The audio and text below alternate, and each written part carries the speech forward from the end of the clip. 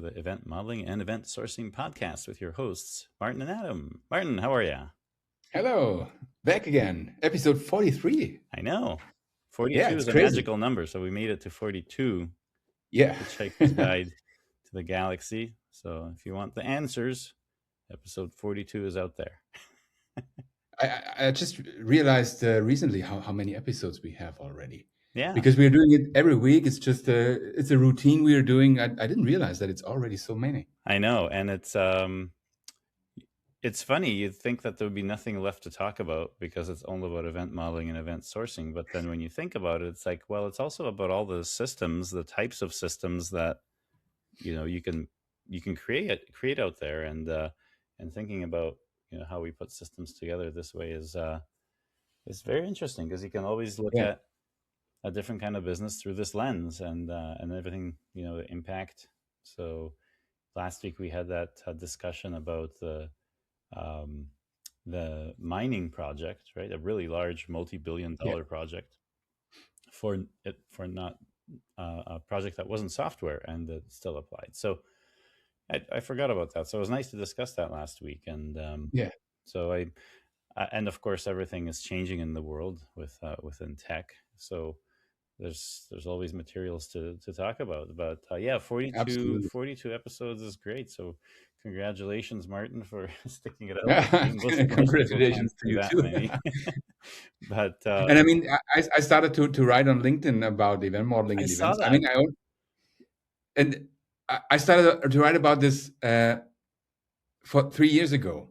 Oh, and I write about it every single day, and there's always something to talk about. Always. I never run out of topics. Right. I thought you were referring to what you wrote last, which was your ask AI to review all our episodes. That was really interesting. And see what was the best one, or like what the 5 top subjects were.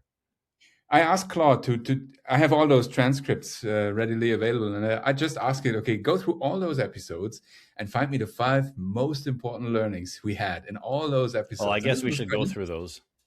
Yeah, and I had no idea what it will come up with. So it was really curious to see, okay, what is the most important thing? So what did you read it? I saw that you posted. I haven't had a chance to read it because I was just... Okay, then let's let me challenge you. What do you think is the most important learning? I would say the most important learning is... Oh, that's a tough one. We talked about so many things. I would say that design is more important than iteration or something like that. Possible, but this didn't make it to the top 5. Oh, really? Oh, we gotta talk about that more. Yeah, absolutely. So first one, and I was not surprised by that. Was it this puppy? Is it the quality German engineering? Yeah, I like your shirt. My quality German engineering shirt. My favorite engineering is this puppy right here. Yeah. No, not. I don't think Leela made it. She was a recent addition, so I don't think she made it to the top 5. So number 1 was coupling is the root of all evil. Evil, of course. We talk about coupling all the time. Slices solve it, because I also asked Claude to give a reason why it is number 1, and he basically mentioned it's touched in every single episode. You're talking about coupling all the time because it's such an important. Yeah, but we have something more like a more deep insight last time about coupling? Oh, which one?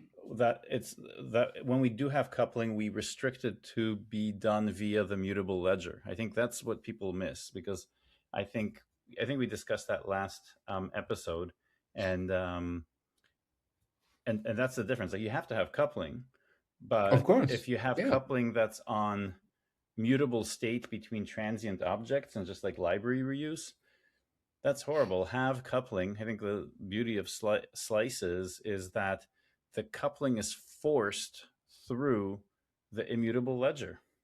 Yes. And that is the biggest difference. Like, if you can do that, then all of that unlocks everything in terms of the gains from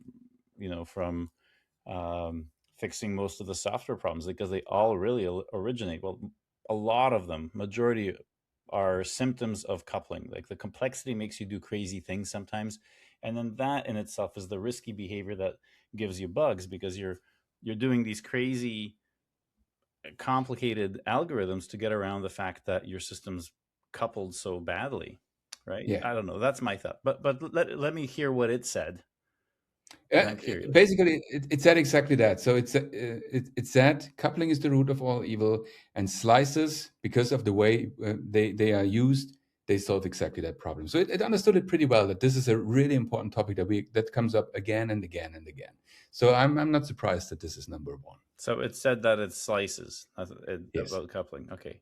Because Yes. I feel that I'm decoupled from other features, other people, in a really healthy way, that I just love working on a feature because I know I'm not going to step on someone's toes. I'm not going to topple over their solution. I'm not going to refactor something that's going to make them upset because they had a different idea of how that should be. All of these things. It's amazing how this deals with interpersonal behavior on a team as well, right? And now we're going to be talking about how inter-agent squabbles are going to be settled, because now you're going to be Is there any difference your to robots, humans? right? It's the thing, right? What's that? It's the same thing. Is there any difference to humans? No. Well, I mean, you don't care that they get upset at each other, so I know kind of evil that people can get away with playing the bad manager. So actually, that's I think this is one of the things that are really hard to grasp for people. Currently, I'm working in a team, in a project, and I was away for 3 days, and I came back, and guess what happened? They reused stuff from different slices, coupled them together immediately. And I cannot blame them. It's really like, oh, I had to implement this feature. Somebody needed this mail to link in the UI. I just looked where this information is available. There's this table. I just took it and rendered it out there. Okay, wow, that's really bad. Yeah. So I know we have a lot of teaching left to do, I guess, because the problem is, I mean, the real problem is slices and everything really solves the problem, but it's so easy to break it. We also had it in the last episode briefly. It's so easy to do it wrong, to break it. Yeah. Just 2 or 3 weeks, and everything can be broken if you don't pay attention. It's what it is. Okay. Should we go to number? Should we go to number 2? Sure. Leela is waiting patiently. Yeah. Number 2. So, and it's ordered. So, most important one is number 1. Second one is event modeling is the specification, and the code just follows. So again, what was that? Event modeling is the specification. Yes. The code is just basically a projection from that. A means to an end. Yes. Well, that goes with the coupling. I think people care about the code. It's because, it is related. I feel that these specs, why it kind of gets to the code quality part too. It's like you can't have bad code because it'll make future development bad. That means you're coupled too many things. Yes. And I think someone also asked, I forget where, might have been Twitter or something like that, but I said, instead of having AI debug the result that it gave, if you have to debug what AI gave you, it's really a sign that your specifications are bad. And so what I responded with is you don't want to spend the next 35 minutes, 1 hour debugging, getting AI to help you. That means what you gave it was too large a task, badly specified, etc. So what you should do in this case, if you're spending more than 20 minutes debugging what AI gave you, is go back, update your specifications to be finer grained or just better. But don't go down the rabbit hole of making it chase a bug. The fact that a really good large language model gave you buggy software back is not, I think people are blaming AI for their own crappy work, which is lazy specifications. Absolutely. And in my opinion and in my experience, as soon as you start doing the ping pong and prompting your way out of this broken stuff, typically you play a losing game. I don't do that at all. So right now, whenever I get something that doesn't work, I give it a learning, I throw everything away, and I restart from Yeah. scratch. Yeah. That's what I'm doing. I did that recently. I'm thinking of repainting a couple of walls here. And what I did is I took a photo of that part of the room.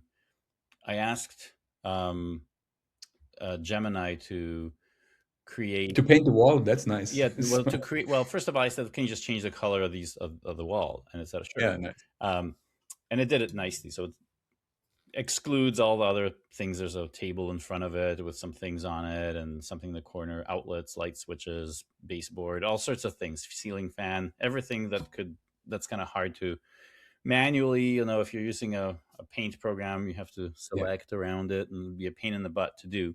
So I said, give me a mask, black and white mask, so that I can apply some sort of a filter across just the walls to make them change color.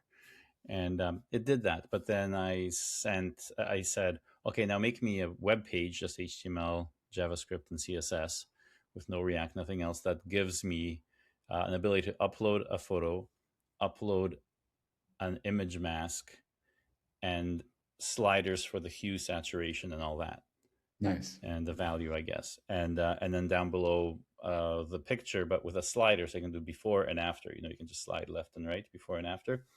That's a one-shot kind of prompt, and it did it. But it had, I tried it again, and the mask part didn't include all the items. So I found myself in this weird debug loop, and I realized that, Yeah. I have to specify exactly what I want the image mask for. So instead of just trying to say, oh no, you missed this item, or you missed that item, exclude it from No. the mask, I had to go back and say, with a new prompt, re-upload the photo and say, this is used to change the paint. So I'm not going to be painting outlets. I'm not going to be painting the fan. I'm not going to be painting the baseboards. So Yeah. so this is basically the same kind of thing that AI takes you quite literally as Yeah. someone that's inexperienced in what you really want, because you could ask AI anything. So if you get a general helper as a person and you tell them, give me a mask for the wall here on this photo, they may include or not include the outlets, because they can't assume that you're using it for painting the wall. I don't know, bad example, but it's that kind of mindset is what I'm thinking of, is that AI is built for anything. And then Yeah. unless you have the prompts, the pre-prompts there, or your own prompt, really identifying the scope, we go back to scoping. I mean, this is really helpful exercise because it puts us in the mindset that we should have already been doing if we're doing programming properly, is to have the scope done. And I don't think throughout the history of computing we ever took the time to have the equivalent of slices that we're doing here. We had t-shirt sizes. We tried to get extra larges down to mediums or larges, but it was subjective. There was no unit Yeah. of work for that. I feel like we have something that's a lot closer to a unit of work. And again, that reflects in how we give tasks. And, on that same topic, we have, all the things that we're working on, the event modeling AI project, and the arrows that I was talking about. Right now, I'm thinking, there's a better way than having the overlays. I can just have SVGs, and if I really think about the event model as small tiles of variable sizes with a unit of work, quote unquote, the minimum size, or actually unit of size that can go up and down to be a small, I don't know, 100 by 100 pixel or 50 by 50 pixel square. That's a div that can have an SVG of a corner of an arrow, a line this way, Yeah. line that way, or an intersection, arrow pointing up or arrow pointing down. Now you can mix and match all those to make that. And of course, you can also get a repeating pattern of the image. If you just have a long div, you can repeat that horizontal arrow multiple times over that, and it'll give you the same effect. So I thought that would be a lot easier, because I think I really want to step away as much as possible from the coordinates The one thing, while it does look really good to have the arrows go exactly where they are with those nice aligned lines and all that, it still feels bad from a design perspective to have to calculate the exact positions on the screen of where the middle of that box is. Yeah. You know what I mean? So Yeah, absolutely. I use so now just Miro. moving that logic to be like Lego tiles that you can just sprinkle and arrange, and you'll still see the patterns. But to the user, it looks like it's a fluid canvas. But really, what it's doing is intelligently reusing the divs really well. And the reason that I'm going after this is because as we get to really, really large models, we really need to have the viewport of what someone is looking at as their work area, and take the updates of the other areas that people are working on the event model, to have different streams for different type of updates. Right? We discussed this before. Like if I have the viewport that's the same as your viewport, that's we're looking at the same part of the event model, we have a very fast active updates between us. But a third person that we're working with, they may be looking at some slices that are 20 screens over, widths of a page over, and I might just want updates that something's happening, and only if they maybe use an event that I have on my screen or I'm working on, to be updated. But otherwise, it's doesn't need the same SLA. It can. I don't care if I'm a second late or 2 seconds late on those things. Right? I don't need this. Maybe you don't need the updates at all. Well, that's the thing. Maybe there's a lever of how, maybe you're in a critical stage of the early stages, and you might want to have more notifications, right? And maybe you crank up, give me all notifications to some level, and understand that I'm going to have maybe too many, and maybe the hardware I'm running on is not up to par, so I might have delays. But I think that should be a user choice as to what level they want to see. No? Defaults would be Sure. great to start with just defaults. You're right. Maybe we don't care. If you're not there, that's it. Maybe you have to explicitly say what's changed in the other parts of the event model, and just float over something else, and then it'll query all the things that change. And it's like, these slices were worked on, and these are the properties in the events, in the commands, and the read models, and the screens that have changed. So, sorry, I distracted quite badly from the points that we were reviewing. So please forgive me and continue. Okay, let's go on to 3. 3 finally is about AI. So the first 2 points were not about AI. So we talk about more than AI. So no one can criticize us for jumping in on the AI thing too much. Absolutely. So number 3 is very simple. AI plays very well with the event modeling. That's a conclusion. Okay, that makes sense. It doesn't say any other reasons or conclusions from it? No, it just mentioned, it was mentioned in many you're asking Claude, so it's kind of biased. Yeah, okay, great. So using AI, that's awesome. Claude approved. Yeah, exactly. Number 4 was event sourcing should be the default. Yes, we've said this many times. I'm glad that crazy that I didn't think of that when you asked me. Yeah. So I'm not surprised it made it to the top 5. So I mentioned this a lot, also in discussion with people, and many disagree with this, but I'm still. I know why would you by default throw away information? Yeah, but that is the default. I know right now. I know that is the default. It's still crazy to me, but I just one of the reasons that I think is that people overcomplicate things by they think it's complicated because it's something that they haven't done before. They don't realize that event sourcing is painted as something that's complicated. What's actually the opposite is true. If you look at CRUD and forms over data, you have to lean on a lot of libraries and all that to get that Ruby on Rails feel, which is not the right thing. That's literally accepting a ton of band-aids over a core problem of the high amount of coupling, the mutable state, all of these things, right? So when you do, if you have no database, no framework, you have no libraries, and you're left to just a programming language and the file system and the bare essentials, notice that the simplest thing to do is event sourcing, because you can just make a function that iterates over them and you can cache them if you want, if you don't want to iterate over them. And that's it. You have two patterns, right?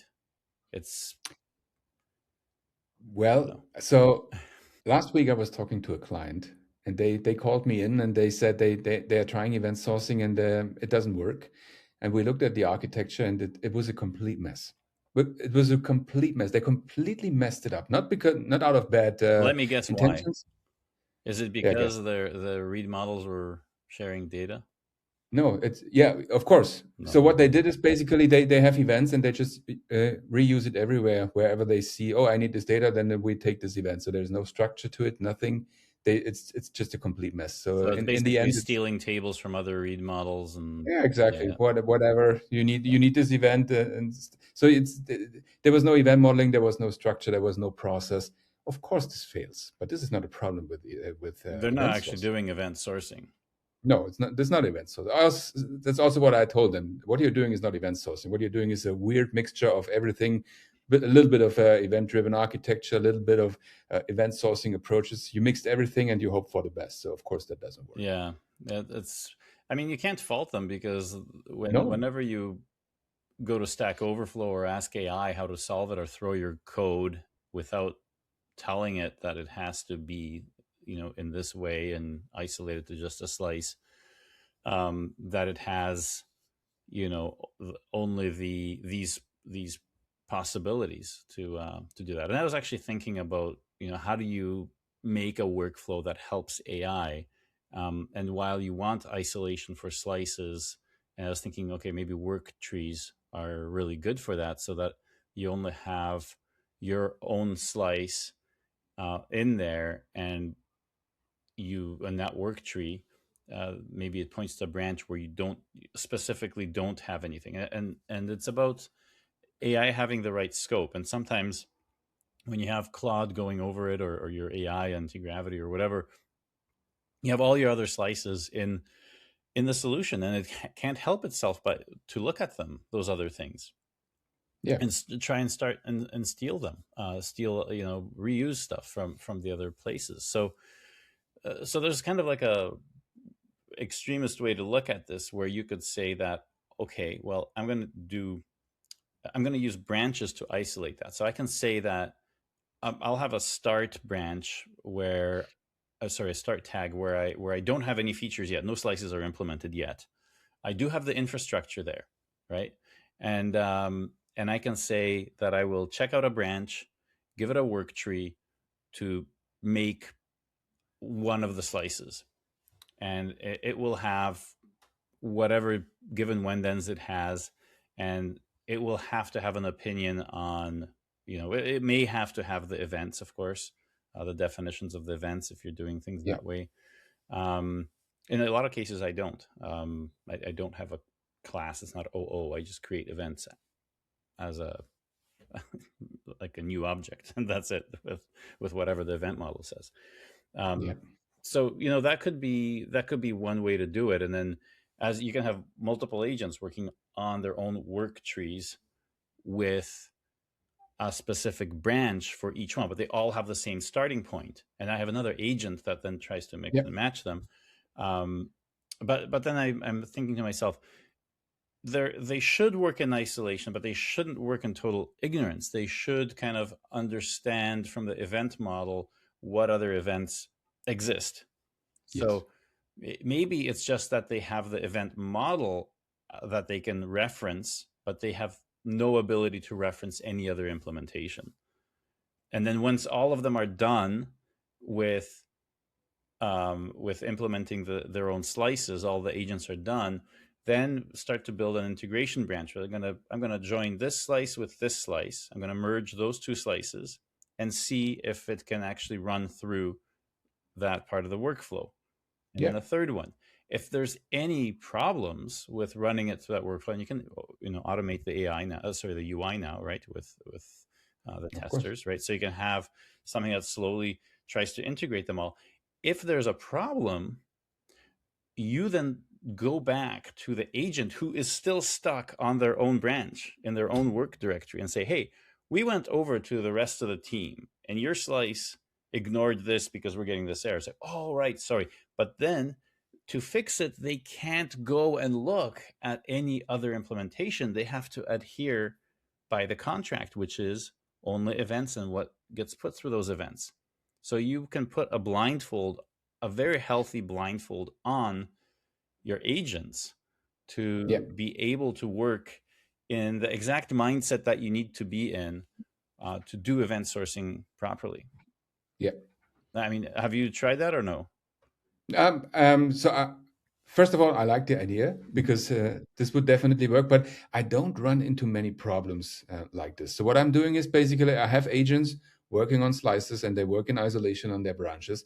And I simply have guardrails. So if a slice does an import from another slice, if an agent does an import from another slice or changes two slices on one Yeah, no, branch. I know you can do that with guardrails. Yeah, I'm Yes. just thinking it's an interesting experiment because Yes, of course.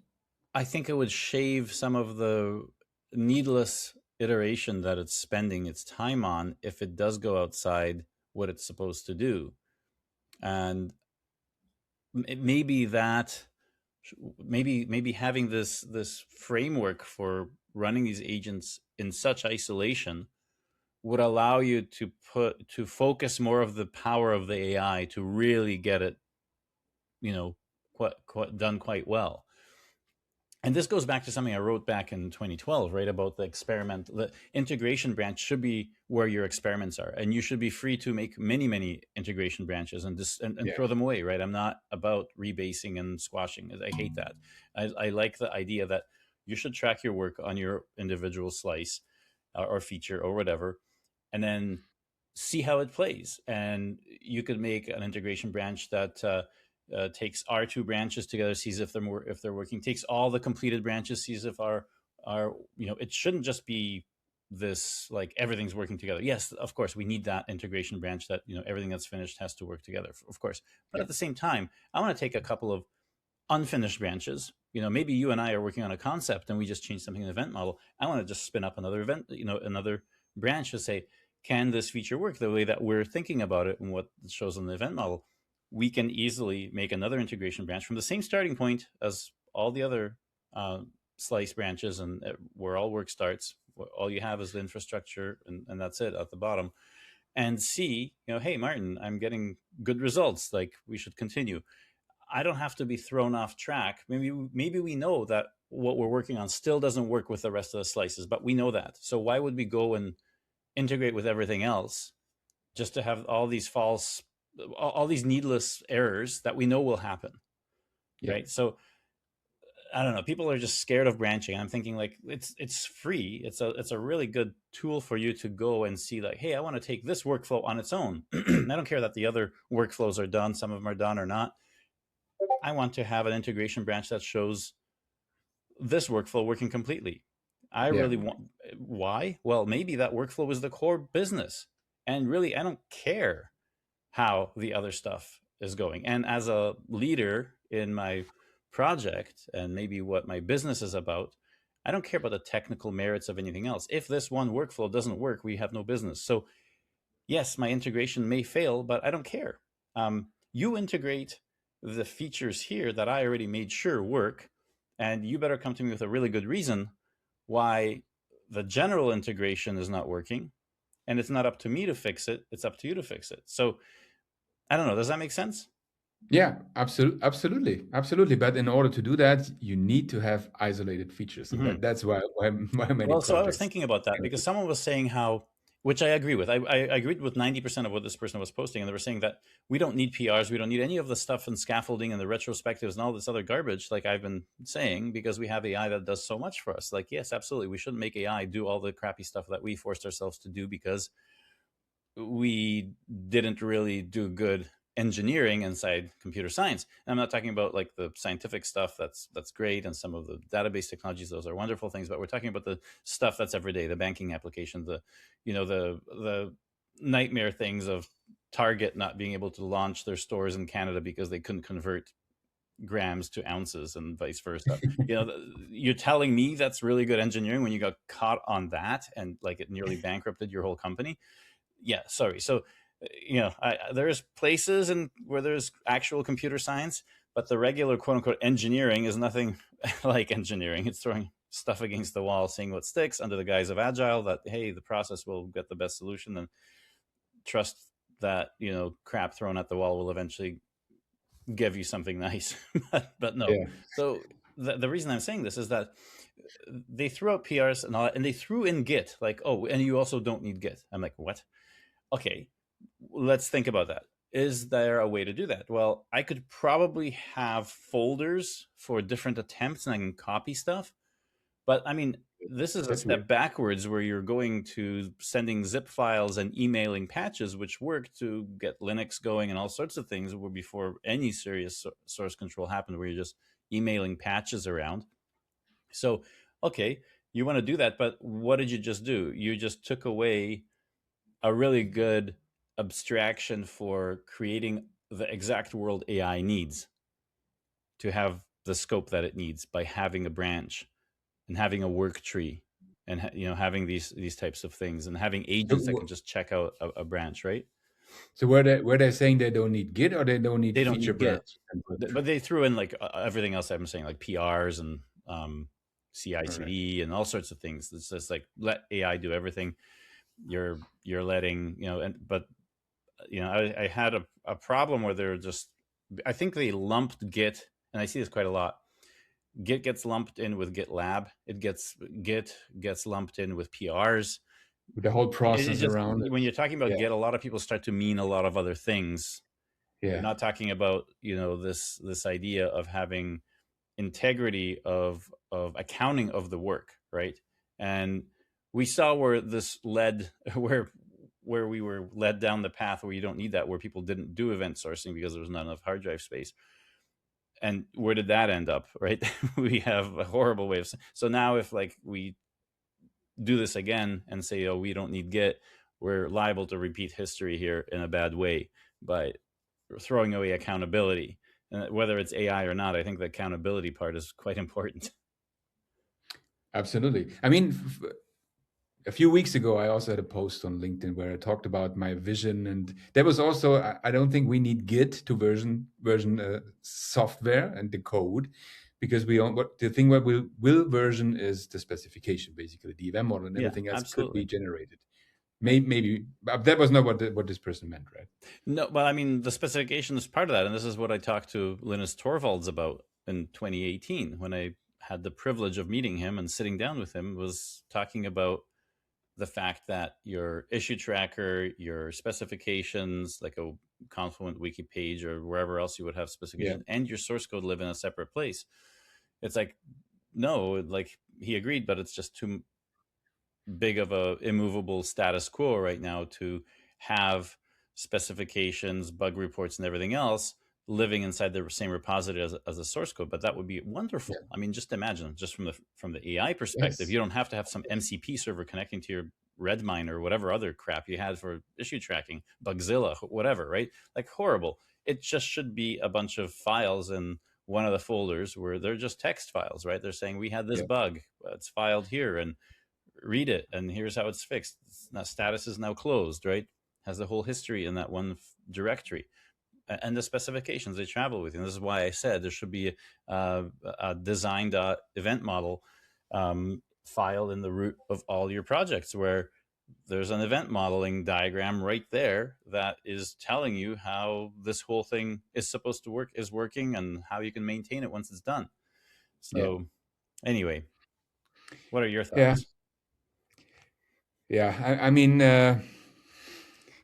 but I mean, we discussed this a lot of time. I don't know what I should say to that. Well, anyway, that's just my strong opinion. Hopefully weakly held. I don't know. I've had strong opinions before, and I didn't change them in time for event versioning, DCB, all sorts of things. Right. I'm actually glad that DCB. I lost my pro aggregate opinion long before others did. So I'm just happy that. But I held on to the event versioning opinion too long. It took Yurtis to point it out that, hey, this is just another form of coupling and not isolating your work. and abstraction, overusing an abstraction, right? Yeah. So Should we go what's to the the number last one? 5? Are we on 4 or Last one. 5? It's 5. Ooh, last one. I have no idea what this could be. And this one was actually surprising, and I don't think that's correct. It says event modeling adoption requires a full investment, no half-hearted things.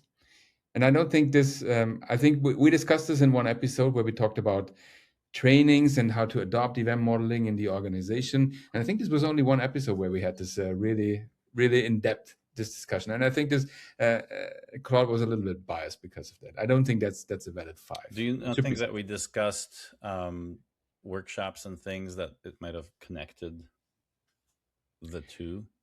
I think it's just it read the transcript and it just picked this topic, and I don't think okay. I don't think it's such a prominent thing that we discuss in all those episodes. Yeah. There are way more important things, I think. But well, okay. Well, let's talk about that, because maybe that's what people are thinking out there, is that you either. Well, I mean, I also see people still think that you have to have the complete event model from end to end to start work, which is not true.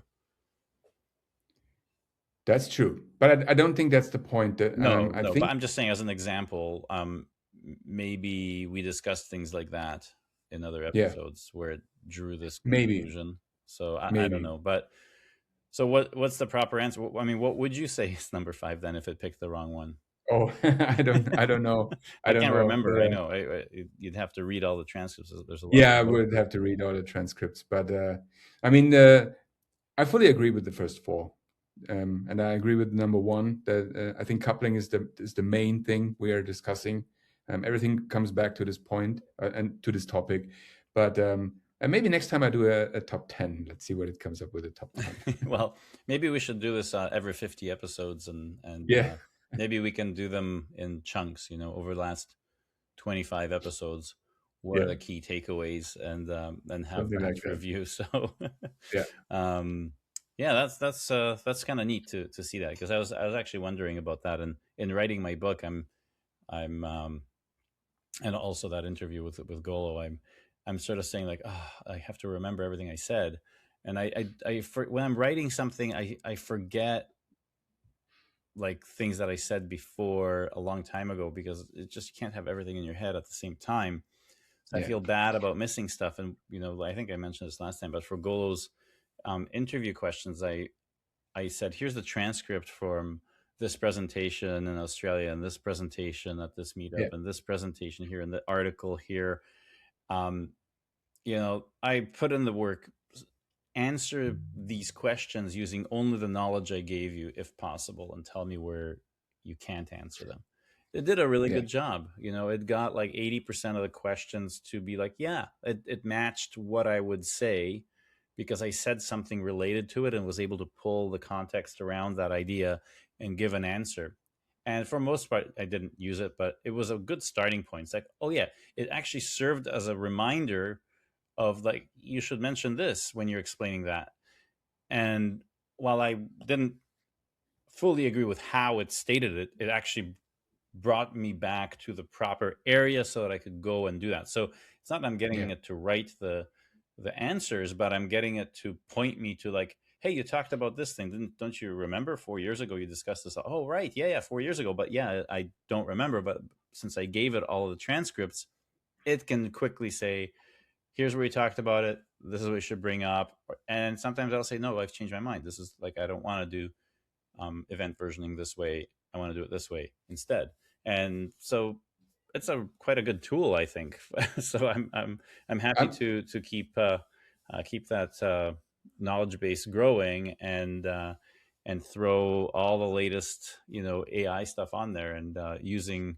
I'm looking forward to actually using the local ASUS machine, because it has such a large memory, video memory that you can use. So you can. Is that already set up by I haven't set it up. I've been working on so there's the financial stuff I have to still get in terms of running those specific simulations, because there's stuff, for example, if you look at gamma levels in training, which is It's like acceleration of price contracts, the acceleration of prices of contracts on prices of stocks or futures or whatever, which is, I don't know if you heard of Black-Scholes model, which Of course, yeah. I know that. Oh, well, there you go. I didn't know you're so up and up. Well, we should talk about that Oh, sometime. I spent a lot of time analyzing options. So yeah, I know. Of So course, I know. one of those things, it's not an easy calculation, but in order to get gamma flips, what are called gamma flips and pricing arrangements, because it's one of those things that could tell you when the price is about to just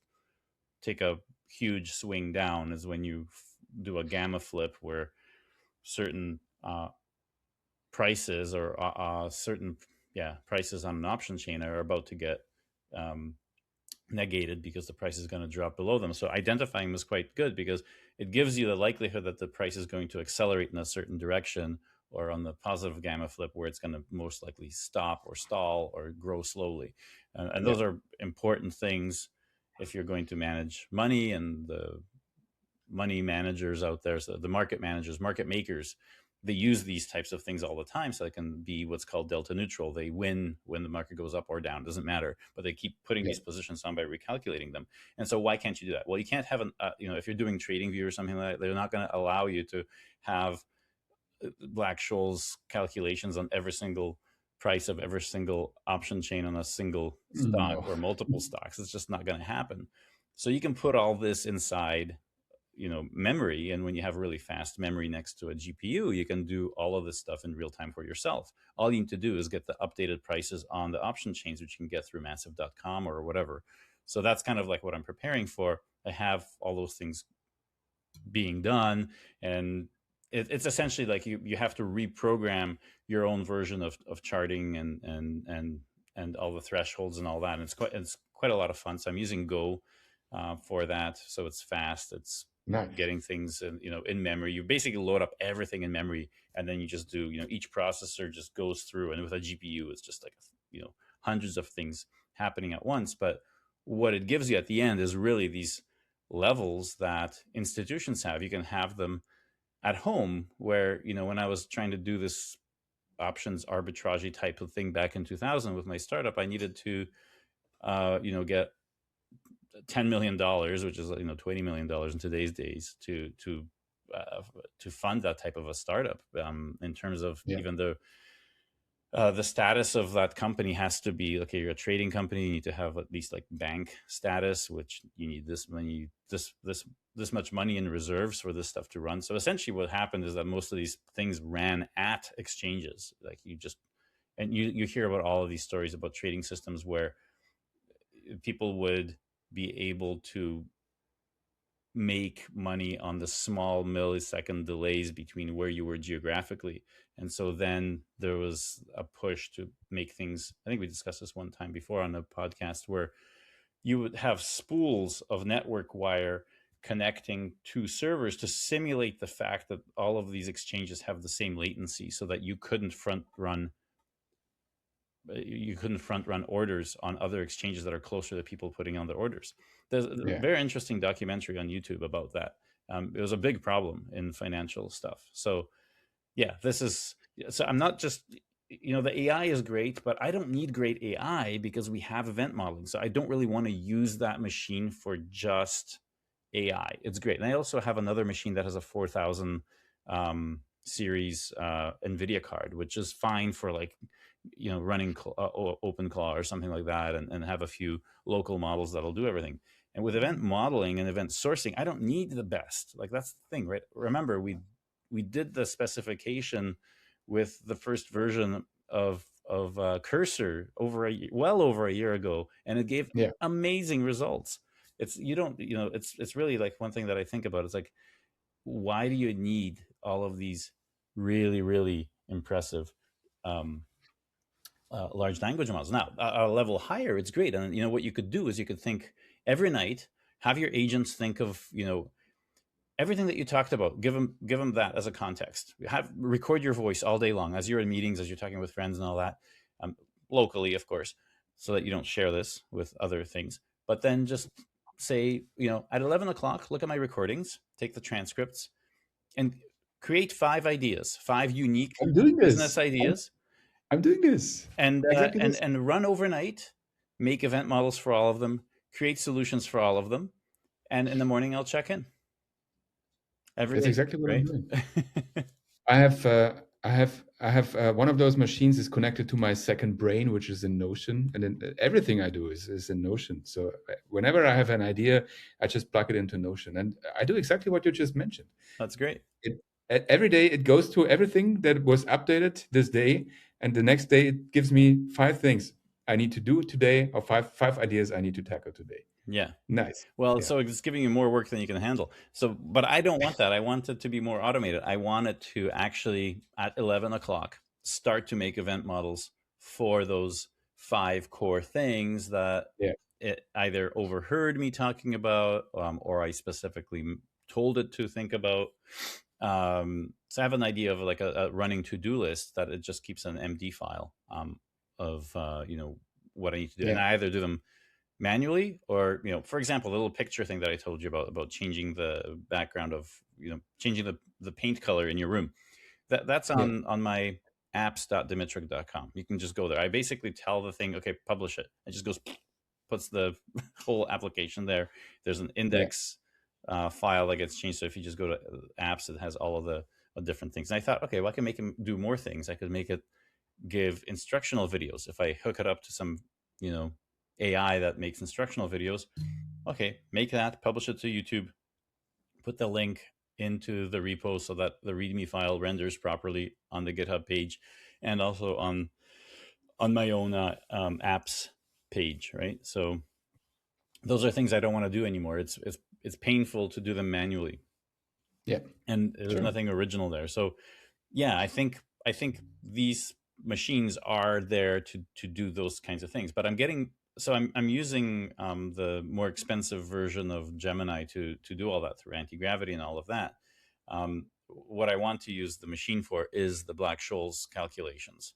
So there's 2 things. So that machine will be used for during the day to have the real-time Black-Scholes levels of gamma flip lines and interesting levels that should generate really good signals that are tailored to how I trade. If I want to do butterflies, or I want to do diagonal spreads, depending on the direction that I feel the market's in, or if I want to be delta neutral, how I would put those together. And I already did this on my regular machine before getting this one, and it was amazing what I got with just the stuff from massive.com, being able to see the discrepancies of pricing within options on the day. It's like, oh my gosh, there's like 50 opportunities today on this index where there was an arbitrage situation or close to an arbitrage situation, probably pushed because of the latest news story or some irregularities with like what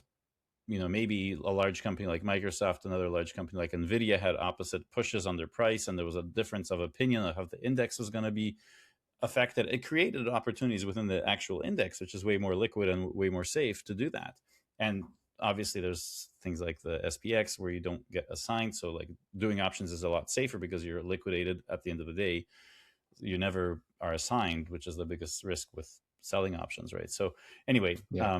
well, people see it as a biggest. I don't care if I get assigned; I could just sell it immediately. But Well, people get freaked out.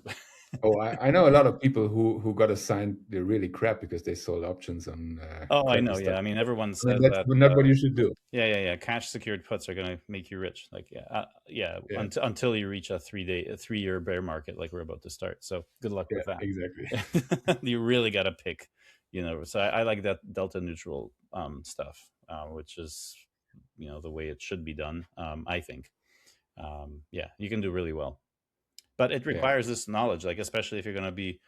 Okay, let me finish the story. So during the day, it has those calculations that it does in real time to help you monitor, and it'll give you alerts on things that are, hey, something's happening. There's a gamma flip on this index. You should probably double check what's in the news and see if you want to readjust your positioning so you're still more delta neutral, or take advantage by being less delta neutral if you think something's happening geopolitically or whatever.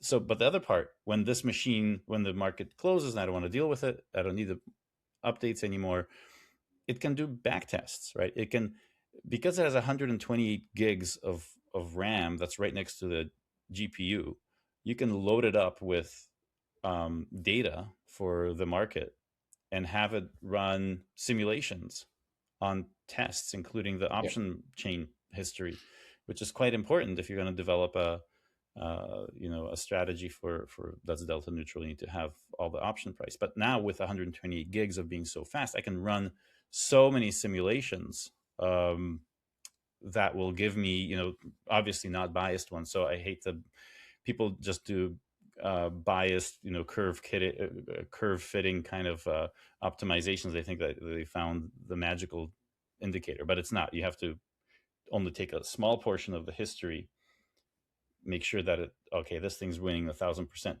but then try it on new data from these parts of the history. And if it fails there, it's garbage anyway. And it's really hard to find those that are actually making some decent stuff. So Yeah. that's the kind. And if I need to do something heavier with my local stuff, I can pause that system. I don't have to put on trades every day, and run it for whatever, or just get another machine to run the AI stuff. But I'm running most of the AI stuff in cloud. Nice. Yeah. So, but I do. I mean, you have 3 of them, so I feel I'm left behind. I need 2 more to catch up to you. So I think But in the I'm just future I'll be buying another one. I'm just running them in loops, so they just wait for slices to build. That's all they do, more or less.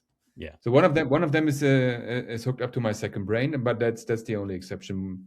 The other ones are just looking for new slices to build. But are you using it for just event modeling, or just doing it for any kind of system, just to like run ideas? Like what kind of tasks are you sending to it every night?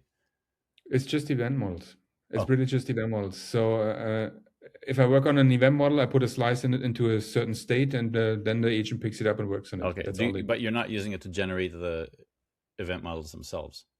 No. Okay, because No. that's kind of the side that Yeah, what of I'm course. experimenting with, is really, because for the UX of the event modeling.ai, it needs to have those natural places where you can just tab and it'll complete the next part. I think you want these next 2 or 3 slices Yes. to look like this.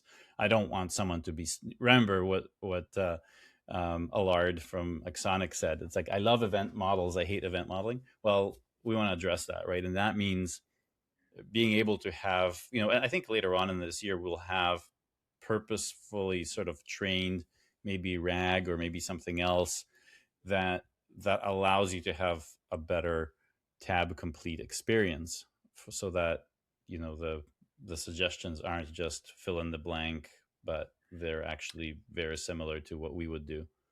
Yeah, right now it's just too slow. It's still too slow in my experience. So it's not a good user experience. So I was happy with what I got. So I'll try Yeah, and see. nice, It nice. has. I think it also has to do with scope. And so I was thinking, like, I can't give it the entire event model. I'm actually No, of thinking, course not. yeah, I have to give just the type of events that are available, maybe in a short piece, like, oh, I have all these other ones with these properties. If you think you need some of these, you need to maybe put in especially if they live in a different swim lane, then you need to have a translation. So I would not want to write a translation manually. If I know I need something from another service, I think it's pretty easy to tell from the specification what I need. Like, even if I say it, what I need from the other service. And if the weather service has wind and all these other things, I know that my transformation doesn't excludes those properties, and I can Yeah. have just the temperature on my service, right? So that's kind of my focus. I think it's good what you're doing, because you're doing the code generation stuff, which is important, and then I'm at the top level looking at the UX of the event model itself, and putting the two together, it makes a complete ecosystem for that. Yes. And speaking of ecosystems, you did something amazing this week. I can't believe we're not talking about it earlier in the episode. You mean the catalog? Yeah. Yeah. the templates we've been talking Yes. about. So I'm so happy that you did that. And It was just an experiment. I wanted to see, can I get this working in a very short period of time? And yes, it worked. And yeah. it feels so right. It feels so Yeah, right. And yeah, it's really, exactly. Because I think that I read your post, and it's kind of funny. You mentioned me saying that how would Adam do the login yes, workflow? Why don't I yes, just have that in the catalog? And it's like, oh, Adam's login workflow, yes. and just dump it in. It's done, and I can use any of the events from the login, such as user registered. Maybe it includes registration. I don't know what you Yeah. did as an example, but yeah, really, yeah. Why would you do things from scratch that are? I think what it was funny what you said was that I'm sick and tired of doing it login again and again all the time, over and over again. I just want to When, drag and drop it in, right? whenever someone says, "Oh, we need to model the login," oh no, please not again the login. I modeled it hundreds of times. I Yeah. cannot. I don't want to model logins. Yeah, and that can be extended to other things like, oh no, another like payment gateway thing. Just give me the Yeah, Stripe exactly. thing, right? And that's always the first thing. If I come to a client and say, okay, what's your process? What should we look at? Oh, let's look at the login. No, this is not the important one. No, not payment. Please, no. Let's take something interesting. Yeah, exactly. I mean, but it's important because when people are leaving the event modeling workshop, right? Like when they get together and try to model something, I think it gives them a lot of sense of accomplishment when you actually have the boring stuff out of the way as well. Yes, And there's no danger of it like leading you down the wrong path. You have the information completeness check to see that, hey, maybe you're expecting a profile picture for every registration, but the basic template doesn't have that, and so you need to go and adjust it, and that's fine because it's not a library; it's a template, so you can go and change it. It's a of great course, starting of point, course, right? It's of such a course. cool thing. What you can do is you just click a button and you have an event model. All the elements you can change anything in that. It's as if you model it yourself. You just save 1 or 2 hours of the time because it's already there. It's Yeah, amazing. yeah, I really like that. yeah. I mean, I knew that it was going to be easy. I just, we don't have a. I mean, there's event modeling on GitHub. We can start to put the repositories there because there's Yes, already an event modeling organization. So, but I was thinking that before we started recording, when I was out with Leela to get her take the dog out, I was thinking, well, you could also have your own private ones where you just drag and drop files on there, right? Like you literally yes. say, I want login, but I have my own. I'm just going to drag and drop it in here, and I have my own internal catalog. And for the enterprise, it's really neat. It's kind of like It's, having, uh, you can have the community ones, which is great, and you can have your own, and the infrastructure provides all of that yes, that's without also much what I work what at all, right? That's also what I mentioned in the post. So right now there are 3 levels of modules you can import. One is the expert graded modules, the login like Adam Dimitruk would do it. So really production grade models, and there's community, and there's private ones. So if you are an enterprise, an organization, of course you will need your own private registry of event models that you can use. This makes so much sense. Yeah, I mean, Absolutely. just think of a large organization that they standardize away, and you talk about like AI and all of this stuff not having security and all that. Well, here's how you do it. I mean, if you have enough templates to drop in for, how you check or role-based access, or how you get authenticated, or any of these other things, right? How resources are accessed. Getting those templates in for any projects internally, AI will pick up on that because you already have them in the event model, and you say, hey, I need this regular kind of feature. It'll tell you, hey, you're not checking if you can see this resource against, Yeah. the catalog of, or the tree of rights, or whatever you have as your concept for managing those things. So Yeah. it's a very I mean, it's amazing what's happened in the last year with the explosion of AI, and having uh, you know the capabilities, but now being able to push examples by example of how you solve the problems that AI, quote unquote, is introducing. It's wonderful. I think the catalog of templates is an amazing, um, Yes. an amazingly powerful thing to use. So I think so too. yeah, I can't wait. The one thing that I did want to make sure is that the event modeling 2.0 story structure. So not the given when then structure that I have behind me, but really having this. And I was thinking, I think we can support both, because I can express what's behind me with people that are used to given when thens and all of that, have it expressed that way. And even when you have given thens for green boxes, some people still want it to be done that way. Fine, we can leave it that way. But the given when then, where the query is included, we can also have that as a standard way, but leave the variation that's been there already. And you can just Sure. either have it or not have it. It really doesn't break event modeling. It's about how specific you want to be in your event model. And I think the standard I'd like to push forward to have given when then for both. I think it's more expressive because you can say that I'm using a specific query in this slice, and I think that's helpful.